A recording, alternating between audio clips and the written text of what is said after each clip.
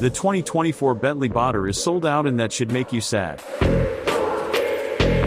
The Batur is a perfect celebration of Bentley's famed turbocharged W12 engine. Bentley's in-house coach builder can do wondrous things. With the Batur, Mulliner has made one of the finest cars to ever wear the wing B. Granted, the likes of you and I will never get our mitts on one, but it represents a big moment of change for the team at Crew. The W12 is going to the big engine farm in the sky, and for the Batur, Bentley's pushed the boat out. It's now packing 740 horsepower and 738 pound-feet of torque, a healthy jump over the Continental GT Speed's 659 horsepower and 664 pounds-to-foot. A gentle nod needs to be given to the Speed, as its bones are used as a base for the Batur's slinky frame, but it's much, much more than that.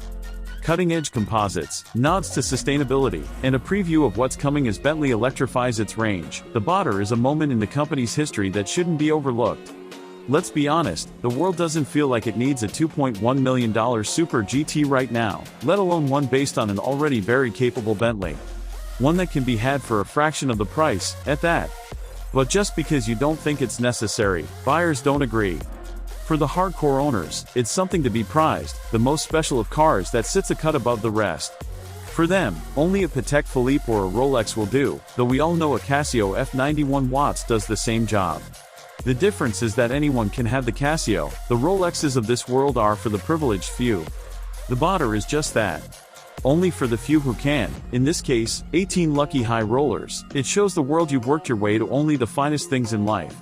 Long story short, if you don't think it's worth the huge outlay, it's probably not for you. Bentley's not been shy in saying that the Batur is something of an IRL concept for what's to come when petrol stops running through its car's veins. Along with the powertrain shift, there'll be a new look. A set of swept-back, small-ish headlamps frame a suitably chunky grille, while its sides come with dynamic feature lines that disguise quite a bit of bodywork. In the rear, lamps mirror the fronts, leading the back to an elegant sweep. Bentley's curves are still present, but not quite as prominent. This thing's a steam train of a car.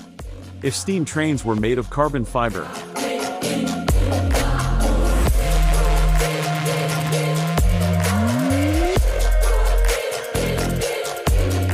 Inside there are only two seats, a shelf sits behind the driver in place of the Conti's buckets. If you've spent time in a Continental GT, the dash layout won't be unfamiliar, though it comes with neat touches, a gold drive select wheel and air vent valves, and, of course, some even more customizable options abound. Given the Batur has a huge footprint, you get the impression that it could be a bit bigger in there, but unless you dine exclusively on Big Macs and milkshakes, you won't accuse it of being cramped. Sustainability is also part of the Batur's allure. The leather is sourced sustainably, and some of its bodywork is made from a flax-based composite that, Bentley says, is as strong as it gets. Flax is good in your protein shake and for your mega-exclusive GT. Walking up to it, I was more than slightly intimidated by its size. Barely able to fit into a UK spec parking spot, its hefty overhangs, long trunk, and low Ollinger hood made me, an already shortish chap, feel like an ant. After making myself comfortable, I headed off for some quick roads, but to get to them I needed to go on the highway, where the Batur did really rather well. With the seat gently massaging various appendages, and its ultra-high-spec name stereo firing podcasts into my ears with such clarity I'm pretty sure the hosts were broadcasting straight from my ear canals, the car just sat. There was no fuss, little noise from the outside world, and no worries at all. Its size, and really very purple paint job, ensured that other road users could see it, and get out of the way if they were dawdling.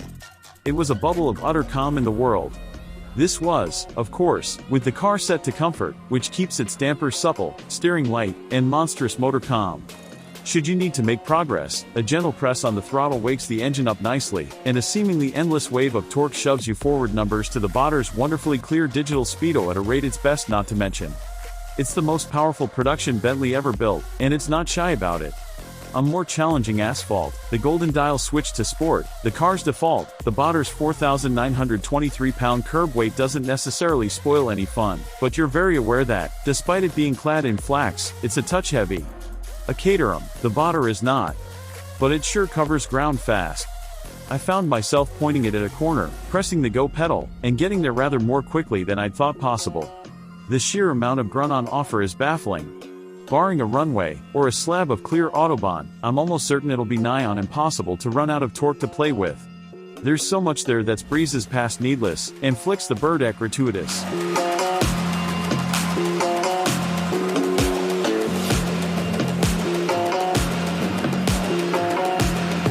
Though considering how much torque is available, you could quite happily sit it in any gear, mash the gas, and be fired at the horizon without any bother. Taking the Batur into the city is an experience. Of course, being that it's vast and clearly very expensive, you'll garner plenty of attention. So much so that you'll get questions at stoplights. People who know what it is will quick draw their smartphones, and you feel all special. You feel less special when you try to thread it through narrow streets. Admittedly a European problem, the Batur's width and large, curb magnet wheels make parking, passing traffic, and generally being anywhere narrow is cause for concern. You'll end up with great glutes after a run to pick up the groceries. You'll also be entirely unbothered by the outside world. You can gently tickle the gas and get to the speed limit, barely bothering the motor, and you hear little of what's going on around you. Double-glazed side windows and a healthy blob of sound deadening ensure that Batur drivers need not concern themselves with anything other than enjoying their plush surroundings. There are a couple of other drive modes to play with. The B mode neatly mixes sport and comfort to give you a balanced Bentley experience. As every new car has to offer some level of personalization, you can also set the car up to your own preference. Steering to its sportiest, powertrain to angry, and ride to its squidgiest was my perfect setup. Being a Bentley, despite having more power than anyone outside of Formula 1 or the World Endurance Championship has any real need for, it's never uncomfortable. Bentley's ride and handling team has ensured that even when you ask the Batur to be at its very, very angriest, it never crashes over potholes or bumps. It'll be a big, comfy couch at 20 miles per hour or 120 miles per hour, and that's just fine by me. While you're luxuriating on your couch, you can marvel at the mark you put on the car. As it's a Mulliner machine, customization options are seemingly infinite. If you want your seats to be a lurid green, and the exterior a more subdued hue, that's fine. More than fine, in fact. While the car's design is set in stone, it's to be treated as a canvas for endless creativity. Cars in this sector will likely be celebrated for the spec they're created in, known online as the yellow one, the red one, or the one with pink piping. There's little point in going for resale gray here, and I fervently hope the lucky 18 have a wild streak in them.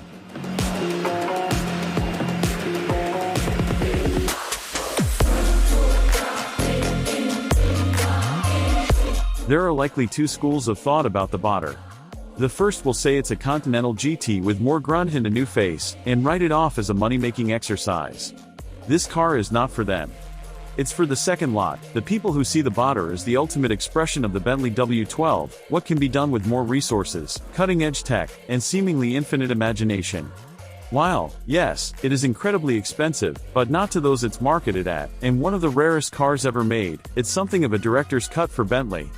It pushes the boundaries of available design and engineering technology and ties it all up in a very large, rather fine-looking package. Comfort, speed, luxury, it's the full package. If you're going to criticize anything about it, it'd be the size. It's so big, and so ornate that driving it in the city, or anywhere without at least a mile of room in any direction is a little concerning, but you probably won't care about any of that anyway. A fitting, glorious goodbye for the W12.